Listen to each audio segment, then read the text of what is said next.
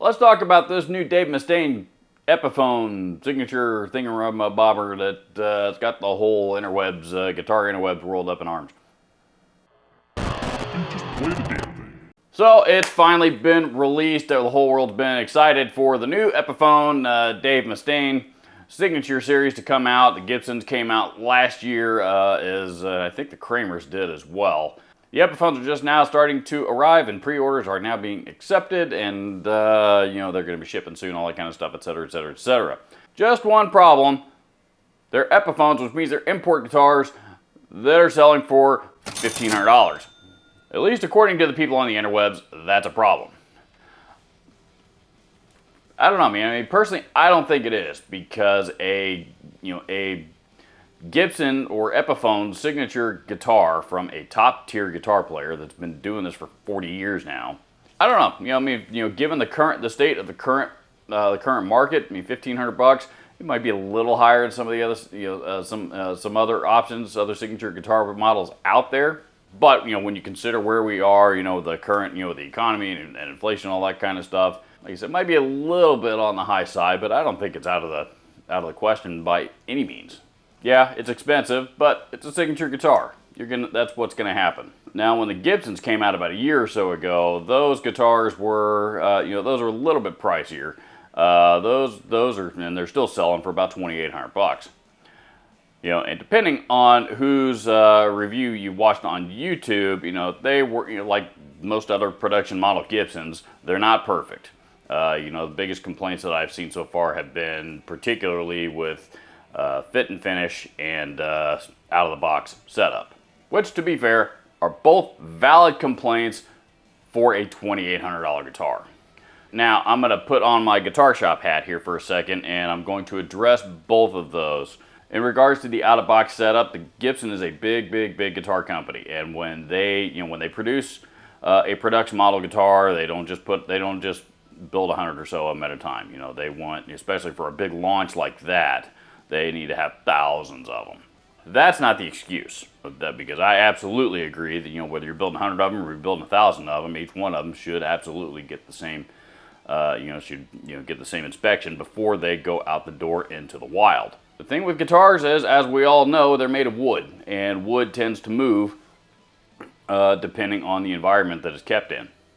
And with Gibson, with all of those guitars, once it leaves the factory, it's going to wind up in God knows what warehouse, and God knows what corner of the world, and God knows what kind of environmental conditions, that are naturally going to affect the setup one way or the other. So, I don't really know how much control Gibson's going to have over that. Now, when you're buying a guitar of that price range, pretty much anything over $2,000, whatever online retailer you're going to buy it from, they're most likely going to pull it out of the box and set it up properly before they ship it to the customer. So, if you watch Glenn Fricker's video on the Gibson Flying V, or on the Gibson Dave Mustaine V, his was set up horribly right out of the box. But I don't know who he ordered it from that would have shipped it to him that way. So. But it sounds to me like he probably got one that was factory sealed and nobody had had messed with at all. By the time in between the time that Gibson sent it out the door and by the time that he received it. As far as the finish flaws go, the one big difference between Gibsons and Epiphones is the Gibsons are 99% of the time finished with nitrocellulose. A nitro finish does have its advantages. The biggest advantage being that it allows particularly for those that subscribe to the tone wood theory, it allows the wood to breathe and continue to cure over time. One of the drawbacks to nitro is that it's not very durable. It cracks and chips very easily, and over time it develops what is known as checking, which are little hairline cracks all over the entire surface of the instrument, front and back.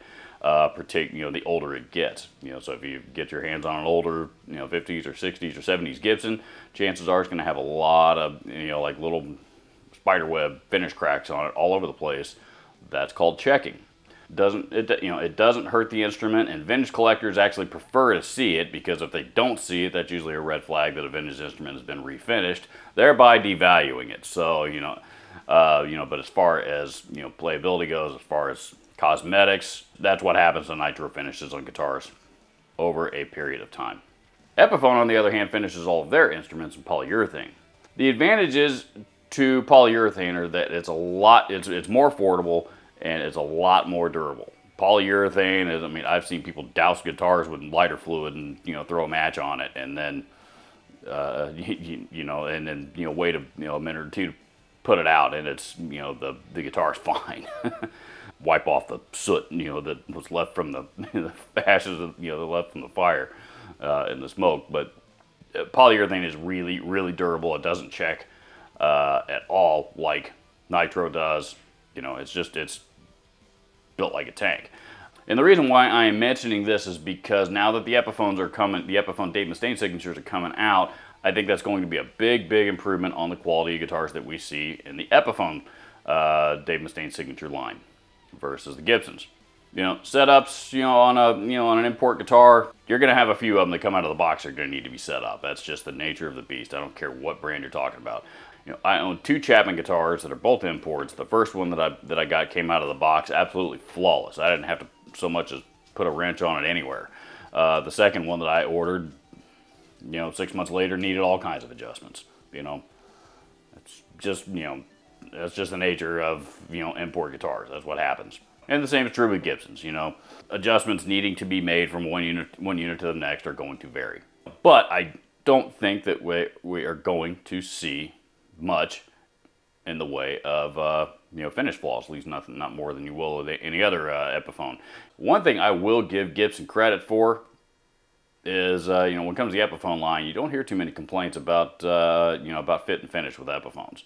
Hear them all the time with Gibsons, but not Epiphones.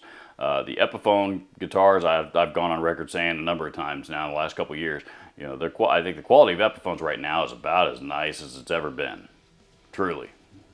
I think their Epiphones are really, really, really good quality instruments for the money right now. Now, going back to the original topic of this video, is it going to be worth $1,500? Remains to be seen.